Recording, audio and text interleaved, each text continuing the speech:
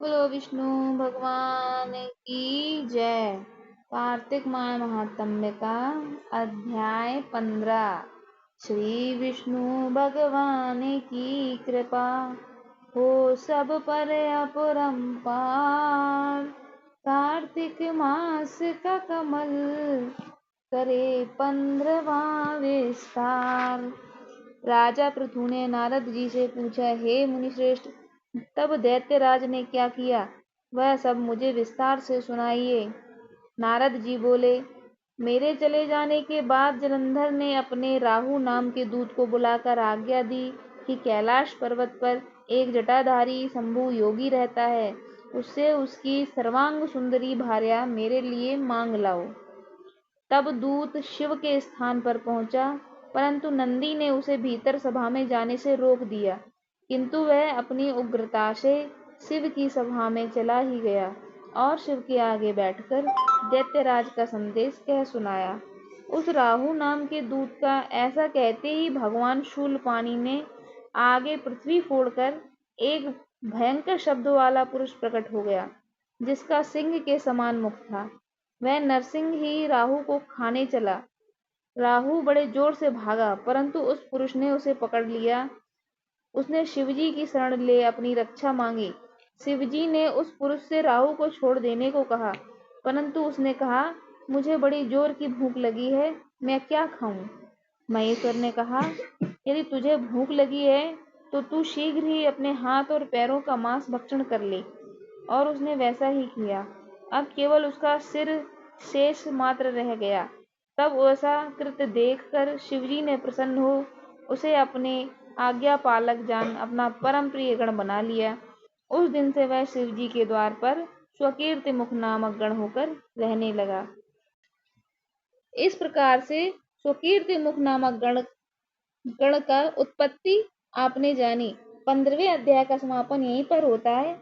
आगे की कथा आपको 16वें अध्याय में सुनने को मिलेगी। चलिए सुनिए। सुनो लगा कर मन सभी, संकट सब मिट जाए, कार्तिक महात्म्य का कमल पढ़ो 16वां अध्याय। यहाँ से 16वें अध्याय का प्रारंभ होता है। राजा पृथु ने कहा, हे नारद जी, ये तो आपने भगवान शिव की बड़ी विचित्र कथा सुनाई है। अब कृपा करके आप यह बताइए कि उस समय राहु उस पुरुष से छूटकर कहाँ गया। नारद जी बोले, उससे छूटने पर वह दूत बर्बर नाम से विख्यात हो गया और अपना नया जन्म पाकर वह धीरे धीरे जलंधर के पास गया। वहां जाकर उसने शंकर की सब चेष्टा कही। उसे सुनकर दैत्यराज ने सब दैत्यों को सेना द्वारा आज्ञा दी। लनेमी और शुंभ निशुंभ आदि सभी महाबली दैत्य तैयार होने लगे। एक से एक महाबली दैत्य करोड़ों करोड़ों की संख्या में निकल युद्ध के लिए जुट पड़े। महाप्रतापी सिंधुपुत्र शिवजी से युद्ध करने के लिए निकल पड़ा। आकाश में मेघ छा गए और बहुत अपशकुन होने लगे। शुक्राचार्य और कटे सिर वाला राहु सामने आया। उसी समय जलंधर का मुकुट खिसक गया, परंतु वह नहीं रुका।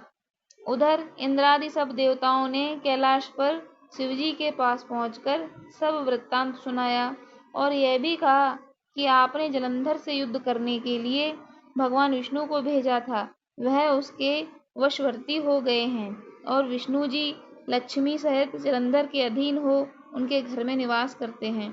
अब देवताओं को भी वही रहना पड़ता है। अब वह बलि सागर पुत्र आपसे युद्ध करने आ रहा है, अतएव आप उसे मारकर हम सबकी रक्षा कीजिए। यह सुनकर शंकर जी ने विष्णु जी को बुलाकर पूछा, हे ऋषिकेश, आपने युद्ध में जलंधर का संहार क्यों नहीं किया और वैकुंठ छोड़ आप उसके घर में कैसे चले गए।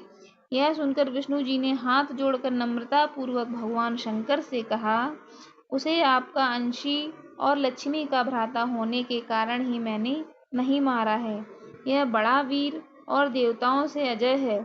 इसी पर मुग्ध होकर मैं इसके घर में निवास करने लगा हूँ। विष्णु जी के इन वचनों को सुनकर शंकर जी हंस पड़े। उन्होंने कहा, हे विष्णु, आप यह क्या कहते हो। मैं उस दैत्य जलंधर को अवश्य मारूंगा। अब आप सभी देवता जलंधर को मेरे द्वारा ही मारा गया जान अपने स्थान को जाइए। जब शंकर जी ने ऐसा कहा तो सब देवता संदेह रहित होकर अपने स्थान को चले गए। इसी समय पराक्रमी जलंधर अपनी विशाल सेना के साथ पर्वत के समीप आ कैलाश को घेर सिंहनाद करने लगा।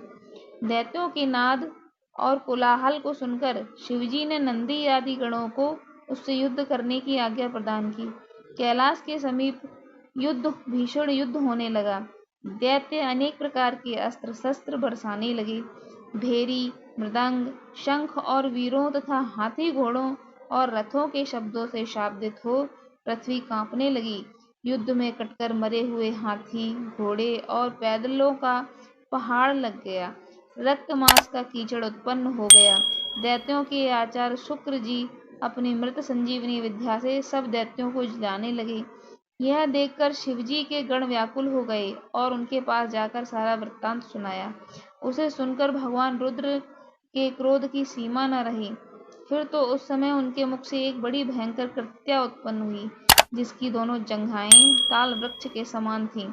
वह युद्ध भूमि में जा सब असुरों का च्यवण करने लगी और फिर वह शुक्राचार्य के समीप पहुंची और शीघ्र ही अपनी योनि में गुप्त कर लिया।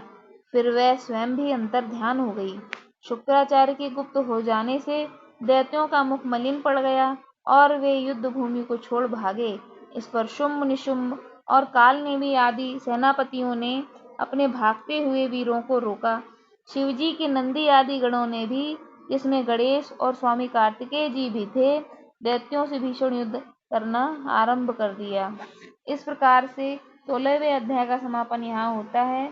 आगे की कथा सुनने के लिए आप हमारे आगे के वीडियो को जरूर देखें। अगर आपको ये वीडियो पसंद आई हो तो प्लीज़ हमारे चैनल को लाइक कीजिए और हमारे चैनल को सब्सक्राइब भी जरूर कर दीजिए। धन्यवाद।